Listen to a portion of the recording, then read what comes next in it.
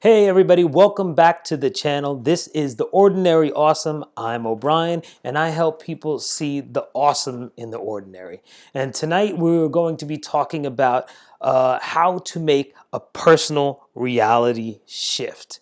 And a personal reality shift, what I mean by that is if you have something happen to you in your life, trauma or whatever kind of event, a bad day, a bad life, a bad relationship, or something just bad happens to you or an event, your reaction to that event becomes a mood.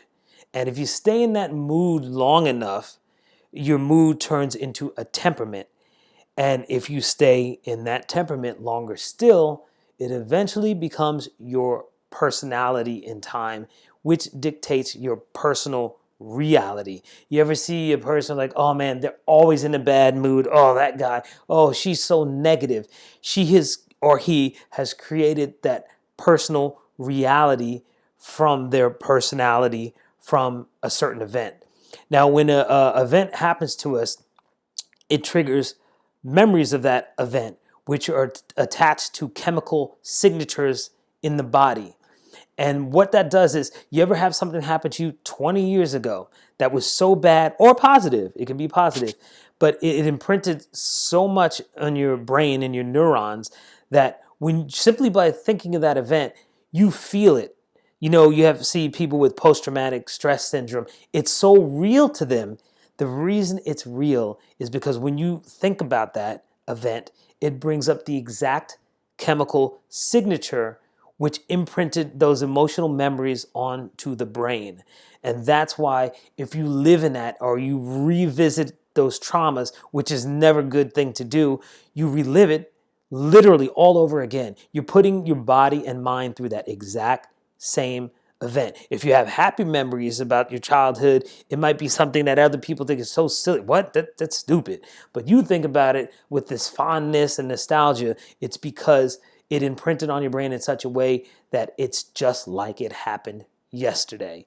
So if you stay in those moods long enough, like I said, you becomes a temperament, and a temperament long enough becomes your personality, and that dictates your personal reality. Now, how to make a personal reality shift? One of the ways that's a great method to doing this is start by being conscious of what you do.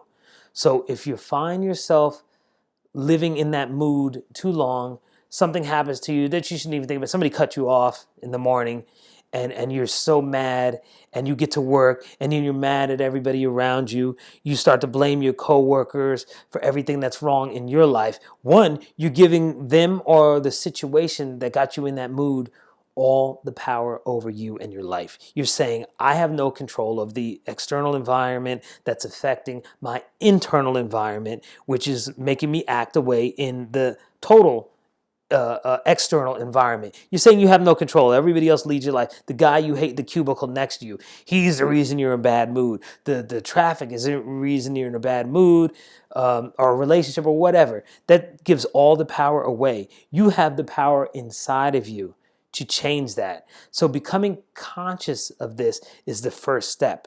When you become conscious of something, you're literally taking your mind and out of the body, out of the subconscious programming, which by the time you're 35 is 95% of what we do is subconscious programming. Everything we learned. You're conscious when you first learn how to drive. You got your hands on the steering wheel. You're hovering over the gas and the brake. You're looking around you. You're always worried. You don't have the radio on. You're in the present moment. But once you've done it for so long, your body knows how to do it better than your brain. And what I mean by that is 10 years in, you're not thinking about, oh, my hand's on a steering wheel. You got one hand on the wheel. You're messing with the radio. You got your phone over here. You're looking at the GPS. You're not thinking, I have to hold this. I have to look. You don't think about any of that. You're singing a song. That's because the subconscious mind has taken it in at such a deep level of programming. Your conscious mind does not have to deal with it. So the minute you become conscious of the things that you're doing, the bad mood you start to be in, or the way you treat people, is the first step in taking yourself out of that program and into the present moment. So being conscious is the first step, being conscious of what you do, of changing your personal reality, because if you're conscious of it, you can change it. So a second one, which is similar to the first, is observe what you're doing and don't judge. Once you learn how to take yourself out of the situation, say it's a dispute with a coworker or a friend or whatever it is that gets you going, if you learn to take yourself out of it and just observe, maybe you'll see that they might have been right about something, but you'll never admit it in that moment because you're so angry about the traffic as somebody cutting you off. You're angry about the raise you didn't get that you don't hear the sensible things that the person next to you is saying. And that happens to everyone. It's happened to me. It's that you're just so mad, you want to continue being mad and blame everybody else so you don't have to look at yourself. So if you observe and don't judge, you'll start to say, okay, do I want to be right or do I want to be wrong, or do I want to have peace with your significant other, with your friends, family, co-workers? So you can start to shift out of that by simply observing what you do. So maybe you do some of those things people say you do, but you'll never admit it in front of them. Our ego gets in the way. But if you're alone, you can say, man, maybe I do always leave my coffee and garbage on the counter next to his cubicle. Man, maybe I do talk too loud. And you can change those things just for yourself, not only for them, but look at how it is of your life or what you do for yourself or how you affect yourself and how it affects others.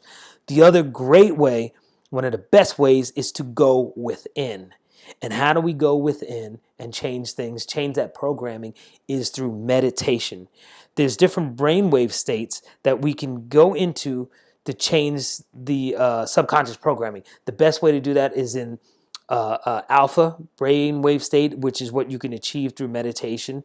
Or you might get there sometimes through theta, and that's when you're groggy, when you're just about to go to sleep or you're just waking up and you start to meditate. Then you can access the subconscious mind to change it and pull the analytical mind out of that and start to really change who you are inside. And when you reach that level, you can get to the subconscious programming of things we're completely unaware of. Like I used to bite my nails all the time. It's a subconscious habit. I didn't even realize I was doing it. It wasn't until I went within, observed, and saw, hey, I really am biting my nails. And why am I biting my nails? It was stress derived. It was worrying, subconscious worrying. And when I went within through meditation, you start to become present.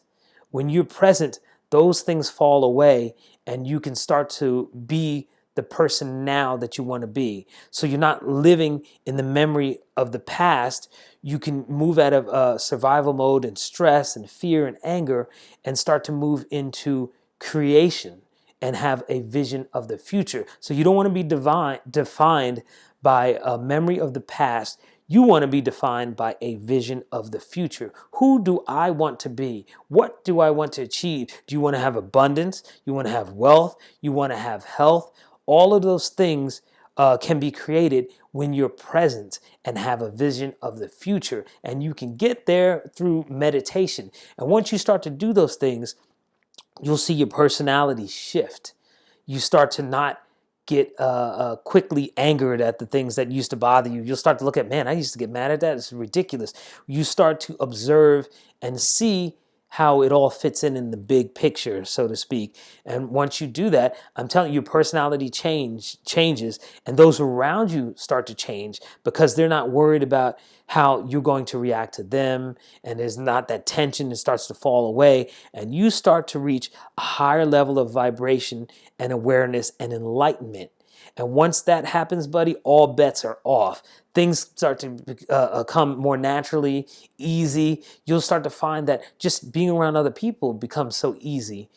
People start to act like they like you more because you like yourself more. You don't have those barriers of stress and those vibrations of anger and mad, moods or anything that surrounds you. You start to send out peace. And then when you move from peace to your vision of the future, in creation, and you can only be in creation if you're calm and in the present.